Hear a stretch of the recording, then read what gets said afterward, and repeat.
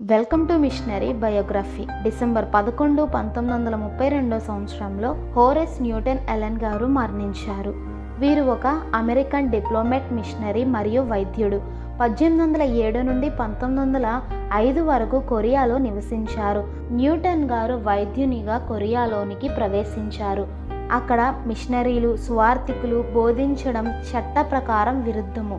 వెంటనే రాజు కుటుంబంలోని ఒక వ్యక్తి యుద్ధం సమయంలో గాయపడగా వీరిని ఆహ్వానించారు. వీరి వైద్యానికి రాజు క్షేమంగా ఉన్నందుకు సెవెరెన్స్ హాస్పిటల్ను కట్టించారు.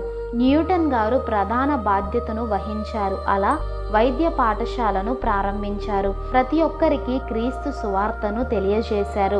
అలెన్ కొరియాలో మొదటి అధికారిక వైద్య పాఠశాలను ప్రారంభించారు. ఈ ఇన్ఫర్మేషన్ కనుక మీకు వర్త్ అనిపిస్తే లైక్ చేసి, సబ్స్క్రైబ్ చేసి మీ ఫ్రెండ్స్ అండ్ ఫ్యామిలీకి షేర్ చేయండి. Thank you.